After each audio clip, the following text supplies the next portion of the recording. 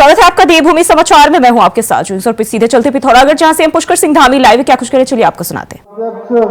भाई गिरीश जोशी जी, रैली संयोजक प्रदेश महामंत्री राजेंद्र बिष्ट जी, हमारे क्लस्टर प्रभारी कैबिनेट मंत्री श्री सौरभ बहुगुणा जी, लोकसभा प्रभारी सुरेश भट्ट जी, हमारे बहुत वरिष्ठ नेता और डीडीहाट के लोकप्रिय विधायक आदरणीय दुष्यंत सिंह चुफाल जी, गंगोली हाट क्षेत्र के लोकप्रिय विधायक आदरणीय फकीरराम चंदा जी, जिला पंचायत की अध्यक्ष दीपिका बोरा जी, मीना गंगोला जी, लोकसभा संयोजक शिव सिंह बिष्ट जी, वीरेंद्र बलदिया जी, गणेश भंडारी जी, चंद्रा पंत जी, धन सिंह धामी जी, राजेंद्र रावत जी, मनोज सामंत जी, बसंत जोशी जी, मोहम्मद कन्याल जी और हमारे सभी, क्योंकि समय की कमी है, हमारे सभी मंचासीन, हमारे सभी विधानसभा के संयोजक प्रभारी और इस कार्यक्रम में पूरे सीमांत क्षेत्रों से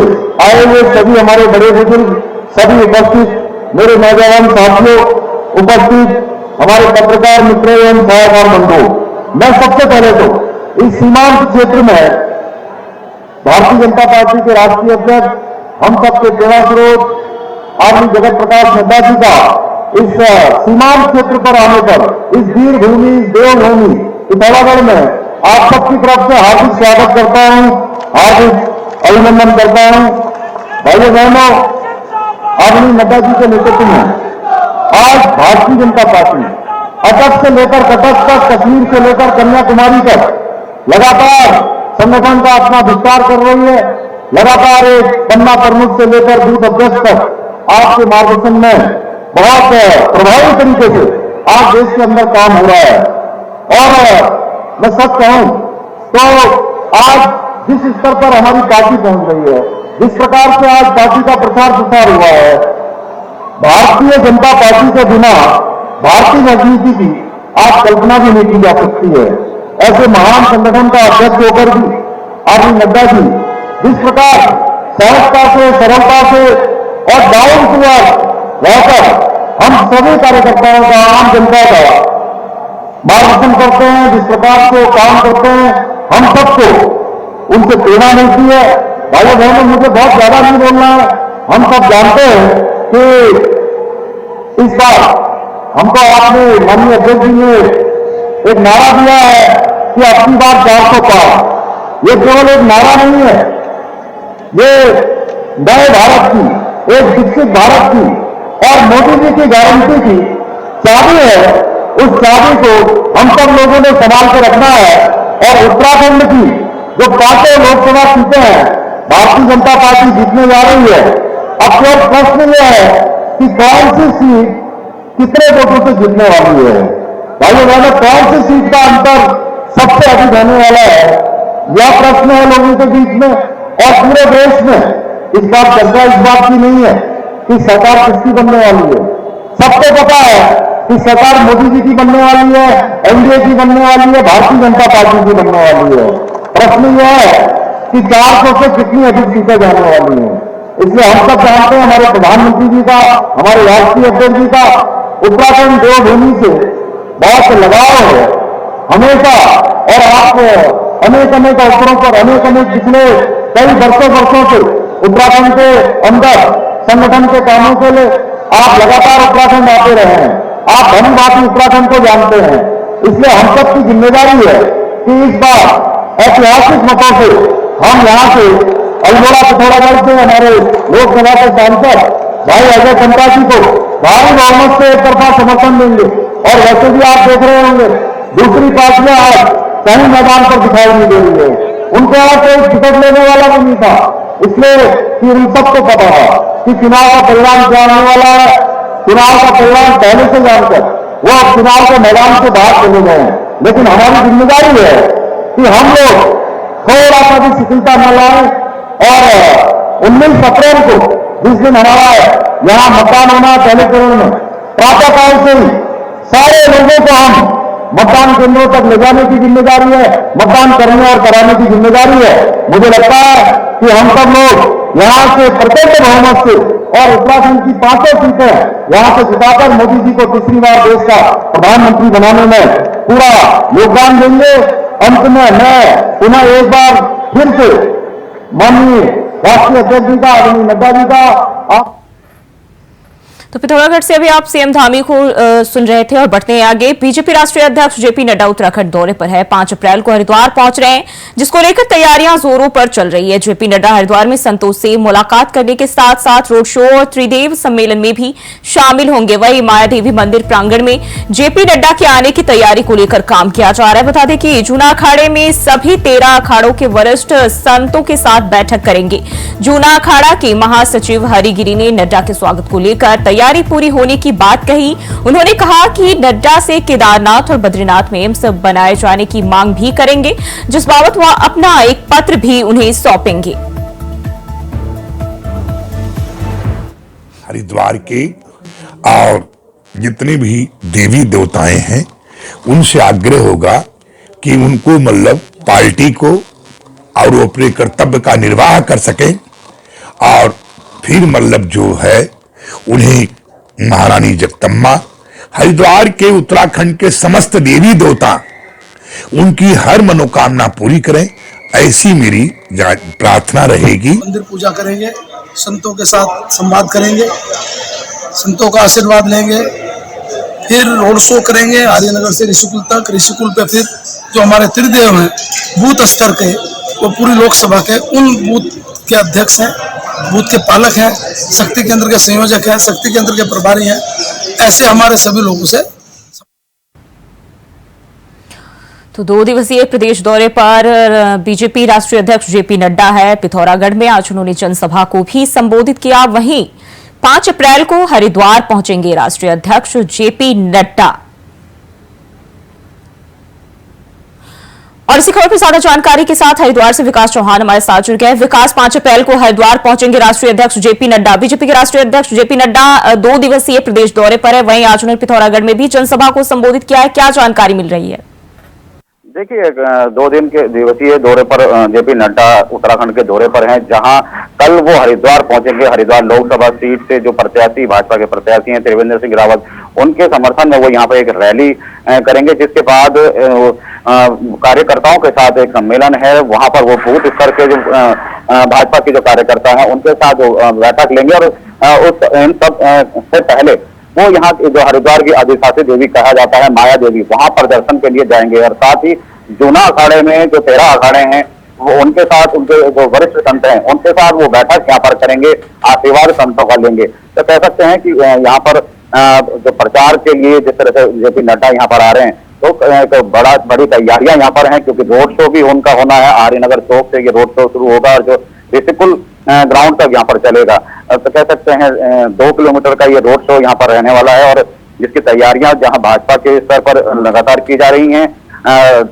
और वहीं अगर हम बात करें संतों की तरफ से भी, संतों के जिस तरह से जूना अखाड़े में जो बैठक संतों के साथ होनी है, उसको लेकर भी संतों में काफी उत्साह यहाँ पर देखने को मिल रहा है। संतों ने बिल्कुल जिस तरह से हमारे हमसे बात करते हुए जो जूना अखाड़े के जो संरक्षक हैं हरिगिरी, उन्होंने ये बताया कि जो उनका जेपी नड्डा का जिस तरह से कार्यक्रम है वो बिल्कुल उनका स्वागत यहाँ पर संतों के द्वारा किया जाएगा। और अखिल भारतीय अखाड़ा परिषद के जो अध्यक्ष, महामंत्री और जो अन्य पदाधिकारी हैं वो भी यहाँ पर जेपी नड्डा के साथ बैठक। जी विकास, अगर हम बात करें देवभूमि की, तो जिस तरीके से देखा है कि लगातार केंद्र सरकार की ओर से भी कई तरह की सौगात जो है धार्मिक स्थलों को लेकर लगातार दी जाती रही है, और ऐसे में एक बार फिर से जेपी नड्डा की बात करें तो वो संतों से मिलेंगे 5 अप्रैल को। तो क्या ये चुनाव के लिहाज से साफ तौर पर ही माना जाए कि यहाँ भी जो है हर वर्ग को साधने की बीजेपी पूरी कोशिश कर रही है, चाहे वो महिलाओं, पुरुषों, संत समाज हो, हर वर्ग को लेकर चलना चाहती है? का एक हिंदू कैटर एक वोट है, उसको बिल्कुल कहीं ना कहीं जो संतों को, क्योंकि धर्म नगरी है, संतों की नगरी कहा जाता है। अखाड़े 13 अखाड़े का जो मुख्य जो जूना और अग्नि के जो मुख्यालय यहाँ पर ही हैं, तो कह सकते हैं उन संतों को भी साधने की बिल्कुल यहाँ पर जेपी नड्डा की जो कयावत यहाँ पर रहेगी। और बिल्कुल वहीं संतों की तरफ से भी बिल्कुल उनका स्वागत यहाँ पर काफी भव्य रूप से यहाँ पर किया जाएगा। तो कह सकते हैं कि जिस तरह से भाजपा के जो राष्ट्रीय अध्यक्ष हैं वो यहाँ हरिद्वार का दौरा करेंगे, तो वहीं संतों में भी उनके दौरे को लेकर काफी उत्साह है। और जिस तरह से हरिद्वार में चाहे जिस तरह से हर की पैड़ी का जो कॉरिडोर है उसको लेकर भी संतों ने उनका स्वागत किया था कि जिस तरह से अयोध्या या काशी का जो सौंदर्यकरण वहां पर हुआ है, बद्रीनाथ का भी जिस तरह से सौंदर्यकरण किया जा रहा है, तो संतों ने उसको भी लेकर यहाँ पर कहा है कि हरिद्वार को भी और भव्य भाजपा के जो शासन में उसमें ही किया जा सकता है। चाहे वो रोड की बात हो, जिस तरह से फ्लाईओवर यहाँ पर लगातार हरिद्वार में बने हैं, जिस तरह से जो जाम की स्थिति हुआ करती थी उसको लेकर भी आम जो नागरिक हैं वो यहाँ पर बिल्कुल ये भाजपा की सरकार को लेके कहीं ना कहीं कह सकते हैं पहल उनको तरफ देखी जा सकती है। क्योंकि अगर हम बात करें लोकसभा चुनाव में तो कहीं ना कहीं जो कांग्रेस है वो काफी पिछड़ी भी यहाँ पर दिखाई दी है, क्योंकि जिस तरह से स्टार प्रचारकों का जो लगातार दौरा यहाँ पर उत्तराखंड में भाजपा ने कराना काफी पहले शुरू कर दिया है और प्रचार भी काफी आगे यहाँ पर दिखाई दे रही है। वहीं कांग्रेस अभी प्रचार में भी पिछड़ती हुई दिखाई दे रही है, क्योंकि ना तो उनके अभी जो प्रचारकों की यहाँ पर दौरे शुरू हुए हैं, हालांकि लगातार जो उनका कुनबा है वो भी यहाँ पे घटता हुआ दिखाई दे रहा है। बड़े बड़े नाम भाजपा की ओर लगातार जा रहे हैं और कह सकते हैं अभी फिलहाल कांग्रेस कहीं ना कहीं इस चुनावी दौड़ में अभी पीछे दिखाई दे रही है। जी विकास, अगर हम बात करें तो जिस तरीके से बीजेपी स्टार प्रचारक ताबड़तोड़ जो है जनसभा कर रहे हैं, रैलियां कर रहे हैं, यानी कि लोकसभा चुनाव के लिहाज से लगातार लोगों को साधने की तमाम कोशिश कर रहे हैं, लेकिन कांग्रेस की ओर से अभी तक स्टार प्रचारकों की लिस्ट जारी नहीं की गई है। कितने पीछे है कांग्रेस?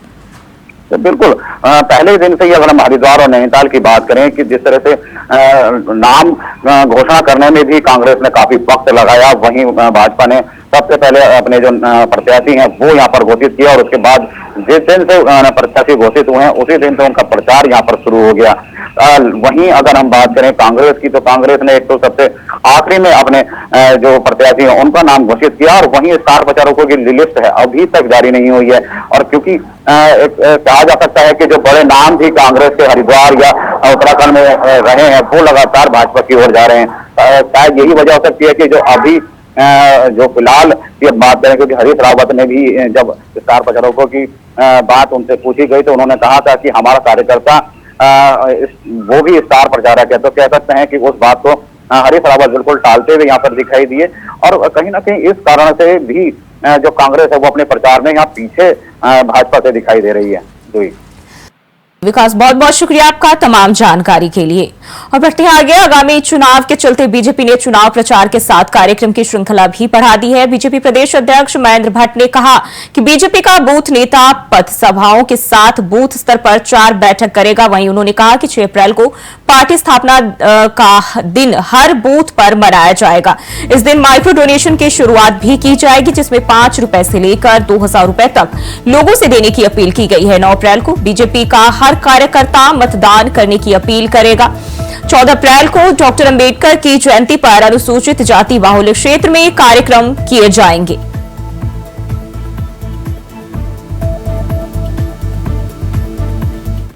भारतीय जनता पार्टी ने अपने बूथ प्रबंधन की दृष्टिकोण से कार्यक्रम तय किए हैं। जी, हमने प्रत्येक बूथ पर जो हमारे पथ सभाएं हैं, पथ सभा लेने वाला हमारा नेता प्रत्येक बूथ पर 5 बैठकें करेगा।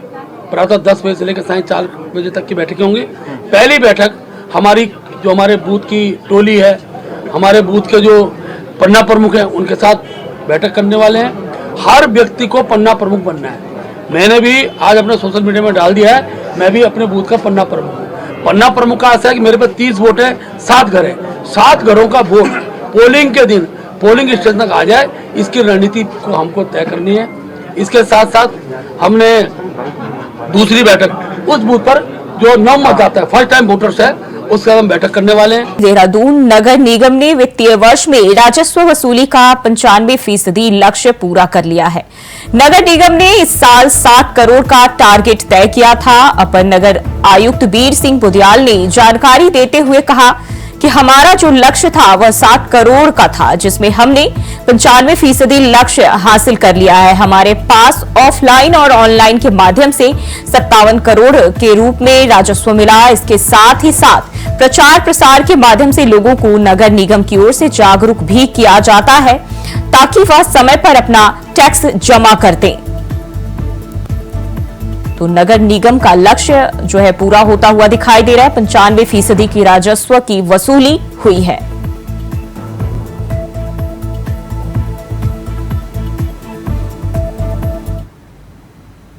और बढ़ते हैं आगे, खबर देवप्रयाग से है, जहां पौड़ी से बीजेपी प्रत्याशी अनिल बलूनी ने मलेथा स्थित वीर शिरोमणि माधो सिंह भंडारी की प्रतिमा स्थल पर माल्यार्पण किया, जिसके बाद अनिल बलूनी ने देवप्रयाग विधायक विनोद कंडारी के कार्यालय पर कार्यकर्ताओं के साथ संवाद किया।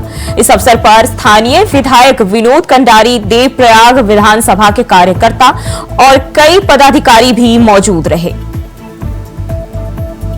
तो अनिल बलूनी ने माधो सिंह की प्रतिमा पर माल्यार्पण किया। देवप्रयाग में जो है माल्यार्पण किया गया है और साथ ही कार्यकर्ताओं से भी संवाद किया है।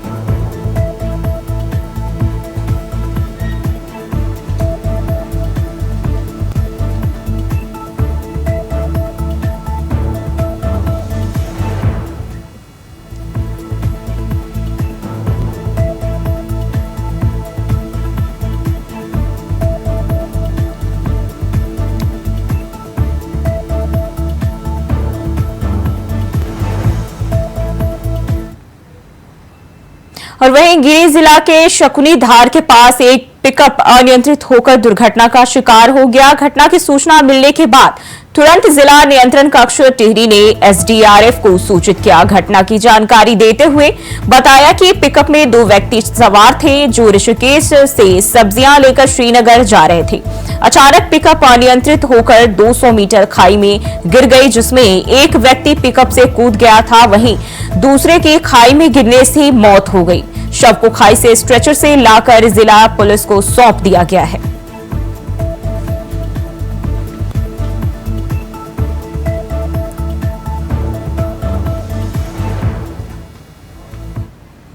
और वहीं उत्तराखंड के पौड़ी में एक मामला सामने आया है, जहां राजकीय मेडिकल कॉलेज श्रीनगर के टीचिंग बेस हॉस्पिटल के चिकित्सा अधीक्षक कार्यालय के बाहर आग लग गई। बताया जा रहा है कि एमएस कार्यालय के बाहर शॉर्ट सर्किट से आग लग गई। वहीं बेस चिकित्सा के एमएस अजय विक्रम सिंह ने कार्यालय के बाहर बैठने की सुविधा के लिए सोफे लगे हैं, जिसमें शॉर्ट सर्किट के चलते आग लगी और पंखे चालू होने के कारण आग और बढ़ने लगी। हालांकि गनीमत रही इस बात की कि आग चिकित्सालय वार्डों तक नहीं पहुंची और मौके पर मौजूद स्टाफ और मरीजों ने फायर ब्रिगेड की टीम के पहुंचने से पहले ही आग पर काबू पा लिया।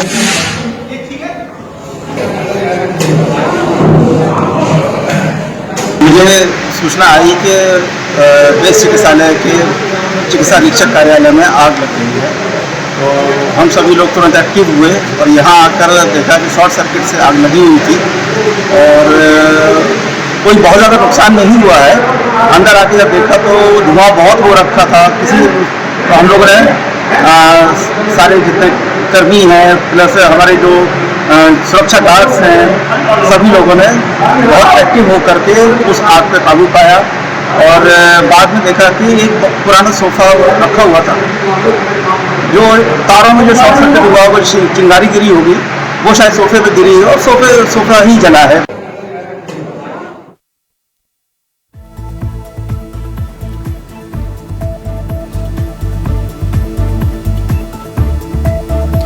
तो मेडिकल कॉलेज में आग लगी, जहां स्टाफ और मरीजों ने फायर ब्रिगेड के पहुंचने से पहले आग पर काबू पा लिया। बताया जा रहा है कि शॉर्ट सर्किट की वजह से यह आग लगी।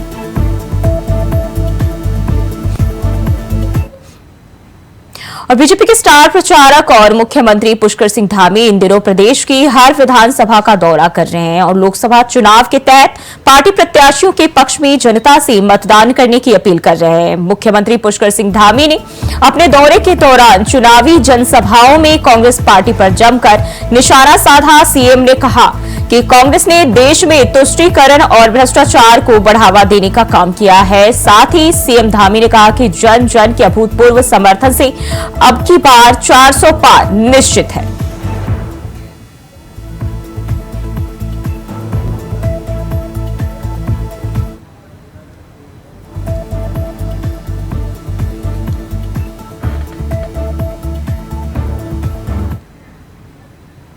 और वहीं देहरादून से बड़ी खबर सामने आ रही है। मई से शुरू होने जा रही 4 धाम यात्रा। देहरादून से ये बड़ी जानकारी, मई से 4 धाम यात्रा की शुरुआत होने जा रही है। तैयारियों में जुटा शासन प्रशासन, तो पुलिस प्रशासन जो है इसकी तैयारियों में जुट गया है। ट्रांजिट कैंप परिसर में लगाई जाएगी 6 LED। तीर्थयात्रियों को मिलेगी मौसम की सटीक जानकारी। कैंप में चारों धामों में मौसम की मिलेगी जानकारी। इलेक्ट्रिकल डिस्प्ले पर दिखाई देगा मौसम का अपडेट। 8 या 9 अप्रैल से यात्रा के लिए रजिस्ट्रेशन किया जाएगा और 25 अप्रैल तक सभी तैयारियां की जाएगी चाक चौबंद। तो 25 अप्रैल तक सभी तैयारियां चाक चौबंद कर ली जाएगी।